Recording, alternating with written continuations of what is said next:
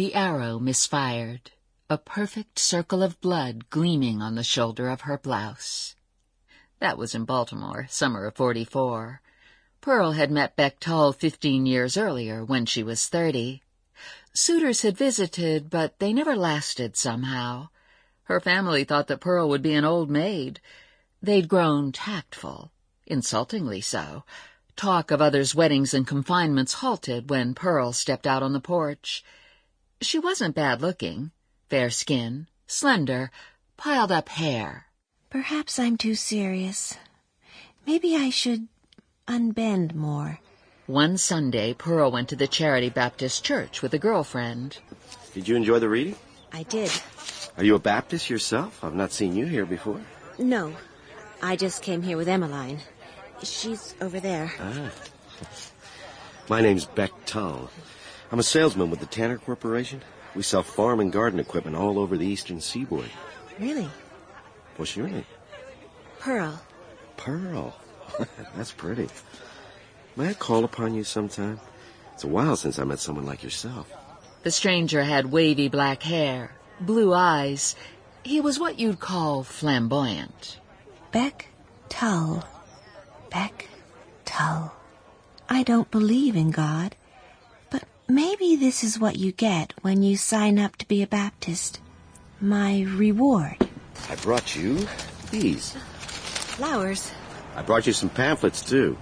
These are the products of the Tanner Corporation. Oh, I see. The company's growing all the time. Good. You are very beautiful, Pearl. Can I say that? I just did. Oh, I'll get some coffee going. May I take your hand? Just for a moment. Your hand is just tiny. A real lady's hand. They had their Baptist wedding and spent their honeymoon moving to Newport News. They moved, and they moved again. At each new town, Pearl had the same thought.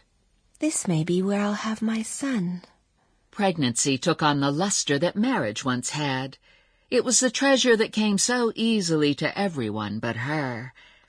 Then Pearl had Cody. She had him laid, and he was a difficult baby. He got the croup. This was in 1931, when croup was something serious. Flannel sheet, drape it over the crib. Skillets, saucepan, buckets of water on the stove. Oh, Beck, why don't you come home? Just breathe, child. Breathe. Oh, that cough is killing me, Cody. Breathe, can you? Please. Beck came home when the worst was over. He just seems to have a cold now. Beck, I want more children. You said you couldn't face another delivery. I want extra. I don't know why I thought just one little boy would suffice. Beck announced another move. Why again, Beck? Pearl, if I don't go to where they invite me, how am I ever going to be promoted? You've been everywhere they've invited you, and there's still no promotion. Because I have ill-wishers. But I provide for you, Pearl. Do you want my career to just stand still? We've got to think about the big picture, not the small details. I need to move up the ladder. Oh, excuse me? Beck sat on the porch and opened his one beer. What are you thinking? I don't have the faintest idea. The second child was Ezra, so sweet and clumsy it could break your heart. Then came Jenny, the girl. They settled, finally, in Baltimore. Soldiers were going to war.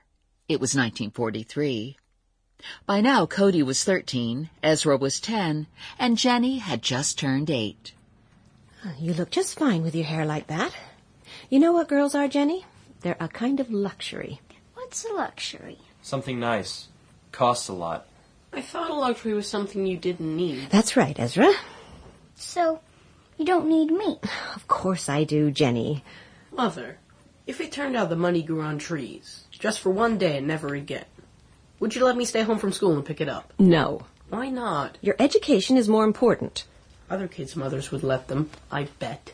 Pick it after school or before. Wake up extra early. Beck was always on the road. Stepping out one evening with a huge washpan full of water, Pearl paused. Sample complete. Ready to continue?